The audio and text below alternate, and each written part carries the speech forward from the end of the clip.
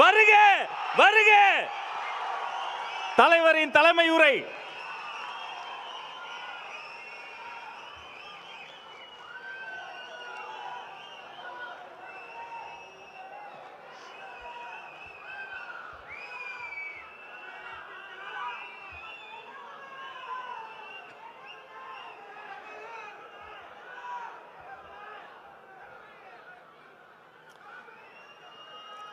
என் நெஞ்சில் குடியிருக்கும்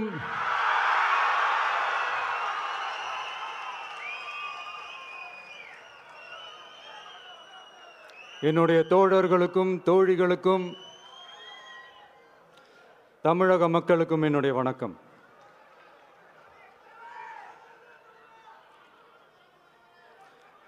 நம்ம குடும்ப உறவுகளை இழந்ததுனால சொல்ல முடியாத வேதனையிலும் வலியிலும் இவ்வளோ நாளாக இருந்தோம். அப்படிப்பட்ட அந்த சூழலில் நம்ம சொந்தங்களின் மனம் பற்றி இருக்க வேண்டியது நம்மளுடைய கடமை. அதனால தான் அவங்களோட சேர்ந்து அமைதி காத்து வந்தோம். ஆனால் இப்படி அமைதி காத்து வந்த நேரத்தில் நம்மளை பற்றி வன்ம அரசியல் வலைகள், அர்த்தமற்ற அவதூறுகள்னு இந்த மாதிரி நிறையா விஷயங்கள் நம்மளை பற்றி பின்னப்பட்டன, பரப்பப்பட்டன. இது எல்லாமே சட்டம் மற்றும் சத்தியத்தின் துணை கொண்டு துடைத்து எறிய தான் போகிறோம்.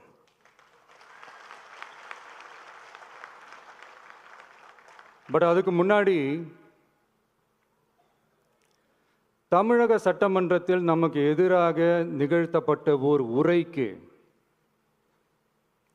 ஒரு நாகரிக பதிலடி கொடுக்கணும்னு நான் நினைக்கிறேன்.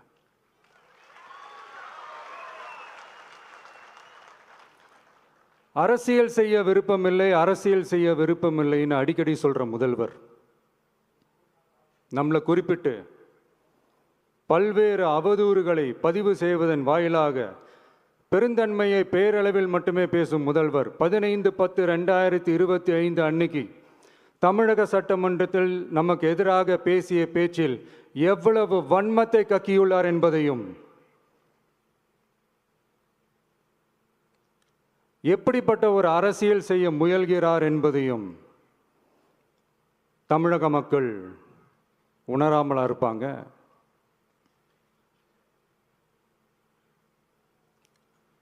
இந்த கரூரோட சேர்ந்து 5-6 மாவட்டத்துக்கு இந்த மக்கள் சந்திப்பு நிகழ்ச்சிகள்லாம் நடத்தியிருக்கிறோம், போயிருக்கிறோம்.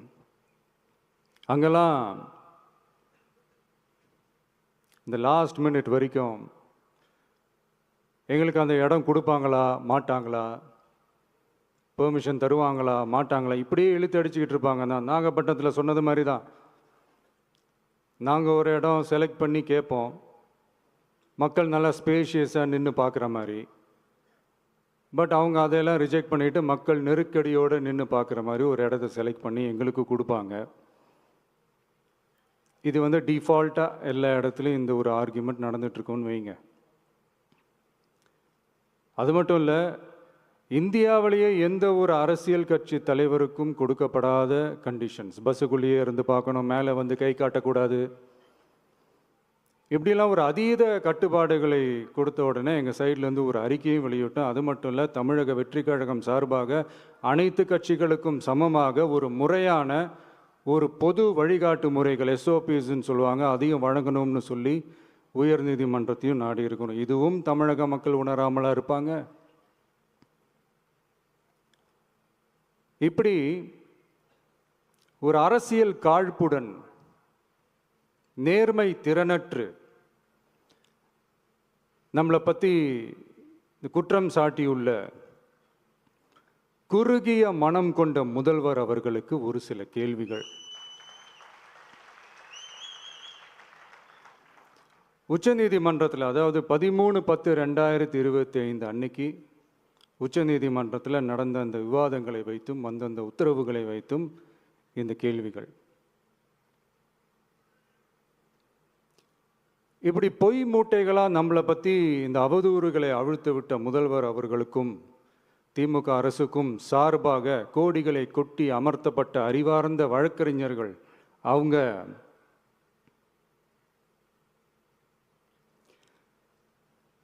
இந்த கபட நாடக திமுக அரசோட தில்லுமுல்லுகளை தாங்கி பிடிக்க இயலாமல் உச்ச நீதிமன்றத்தில் திக்கு திணறி நின்றது முதல்வர் அவர்களுக்கு மறந்துவிட்டதா? இந்த கரூர் சம்பவத்துக்கு அப்புறமே அவசரமா ஒரு தனிநபர் ஆணையம், அந்த தனிநபர் ஆணையத்தை அவமதிக்கிற மாதிரி அரசு உயர் அதிகாரிகள், காவல்துறை உயர் அதிகாரிகள் எல்லாருமே நம்மளை பற்றி ஃபுல்லாக இந்த அவதூறுகள் பரப்பி ஒரு செய்தியாளர்கள் சந்திப்பு அவசரமாக. இதெல்லாம் ஏன் நடக்குது? எதுக்காக நடக்குது அப்படின்னு ஒட்டுமொத்த தமிழக மக்களும் கேள்வி கேட்க ஆரம்பிச்சாங்க. இதுவும் தமிழக முதல்வர் மறந்துட்டாரா? அதுக்கப்புறம் அந்த தனிநபர் ஆணையத்தை தலையிலேயே கொட்டி வீட்டுக்கு அனுப்பிச்சிட்டாங்க. அது வேறு விஷயம்.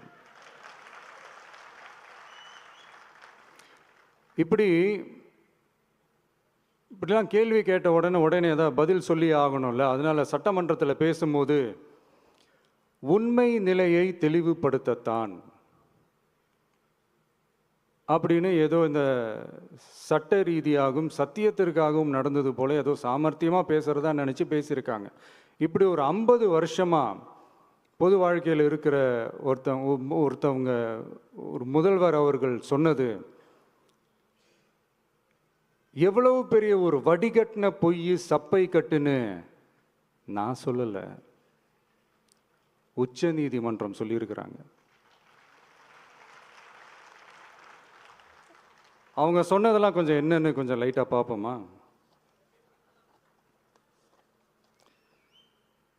The comments which have been made before the media by the top officers of the police department may create doubt in the minds of the citizenry on impartiality and fair investigation.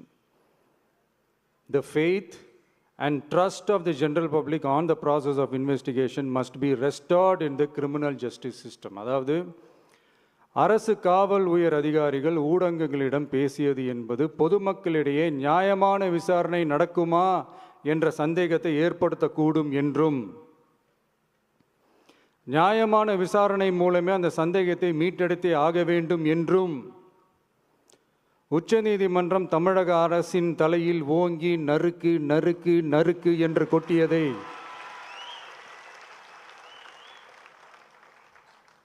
முதல்வர் அவர்கள் மறந்துட்டாரா?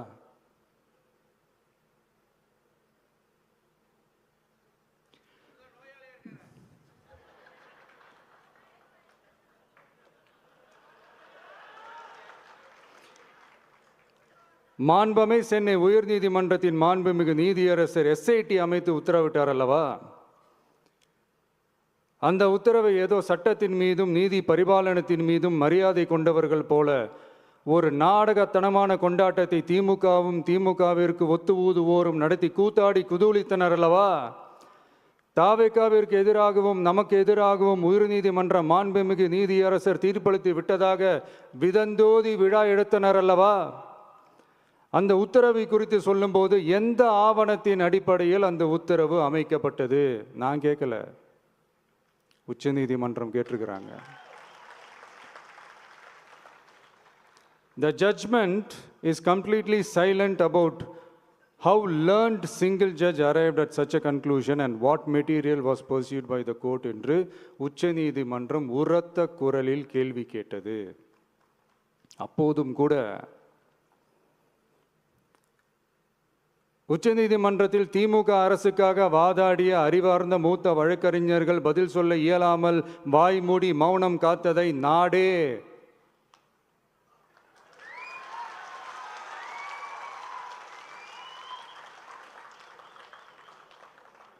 பார்த்ததல்லவா? இதையும் முதல்வர் அவர்கள் மறந்துட்டாரா?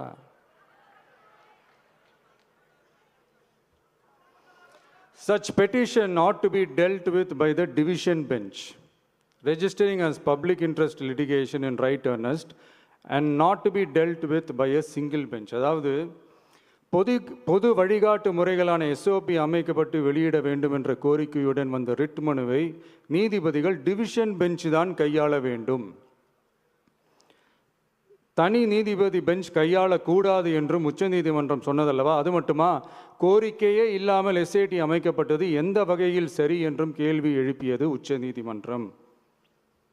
இது எல்லாமே அறியாமலோ இல்லை அறியாதது போலவோ உச்சபட்ச அதிகார மயக்கத்தில் இருந்து பேசினாரோ முதல்வர் அவர்கள்?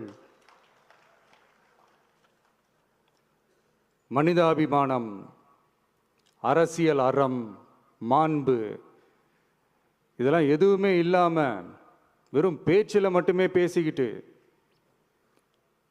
அரசியல் ஆதாயம் தேடுற ஆட்டத்தை ஆடத் தொடங்கிவிட்டார் முதல்வர் அவர்கள்.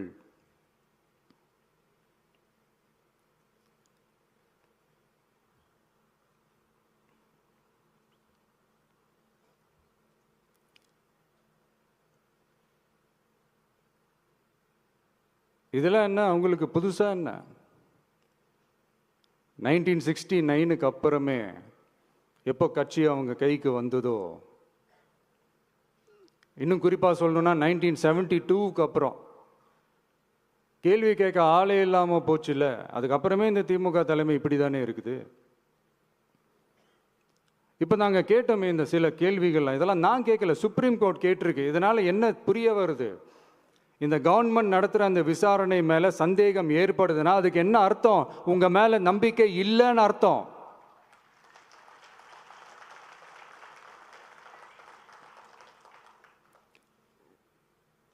இதெல்லாம் ஏன் எதுக்காகன்னு முதல்வர் அவர்களுக்கு புரியுதா?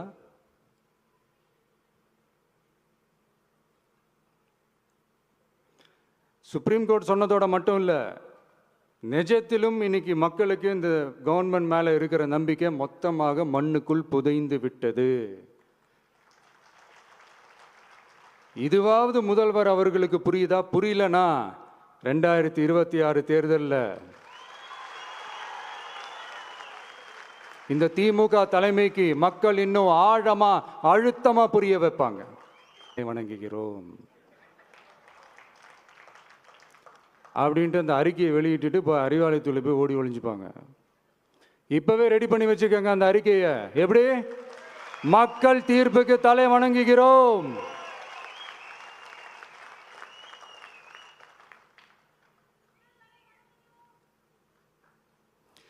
நான் போன பொதுக்குழுவில் சொன்னதை தான் இங்கே நான் திரும்பவும் சொல்கிறேன். இயற்கையும் இறைவனும் நம் தமிழக சொந்தங்களின் வடிவில் மாபெரும் மக்கள் சக்தியை நம்ம கூடவே நிற்கும் போது எம் மக்களுக்கான அரசியலை தடுப்பவர் எவர்? அதனால தோழர்களே, நமக்கு வந்திருக்கிற இந்த இடையூறு வெறும் டெம்பரவரி மட்டும்தான். எல்லாத்தையும் தகர்த்தெறிவோம், மக்களோட கை கோர்த்து நிற்போம், மக்களோட களத்தில் போய் நிற்போம். நம்ம பயணத்தில் தடம் மாறவே மாட்டோம். இப்பவும் சொல்றேன், 2026ல் 2 பேருக்கு நடுவில் தான் போட்டியே. ஒன்று, இன்னொன்று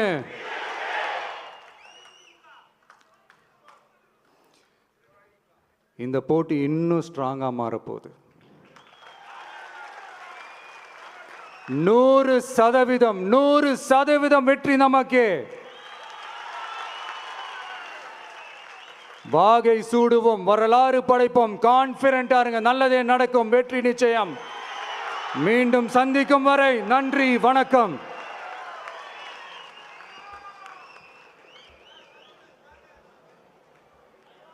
வெற்றி தலைவருக்கு ஒரு அரங்கம் நிறைந்த கரவொலியை பரிசாக தருவோம். 2026ல் வெல்வோம். நன்றியுரை வழங்குவதற்காக கொள்கை பரப்பு இணை செயலாளர் தாகிர் அவர்கள்.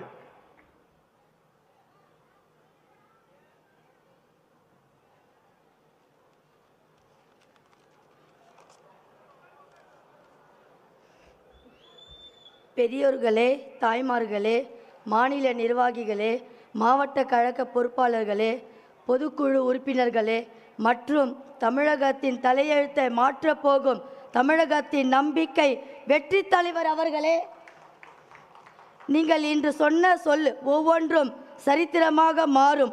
மாற்றி காட்டுவோம். உங்கள் கட்டளைகளை நிறைவேற்றுவோம். தலைவரே, இதில் பங்கேற்றும் அனைவருக்கும் என் நெஞ்சார்ந்த நன்றியை தெரிவித்துக் கொள்கிறேன். நன்றி. கழகத்தின் கொடிப்பாடல் அனைவரும் எழுந்து நிற்போம். வெற்றி கழக கொடியேறு நம்ம சனது விதிமாறு வெற்றி கழக கொடியேறு மக்கள் ஆசை நிஜமாறு வெற்றி கழக கொடியேறு நம்ம சனது விதிமாறு வெற்றி கழக கொடியேறு மக்கள் ஆசை நிஜமாறு.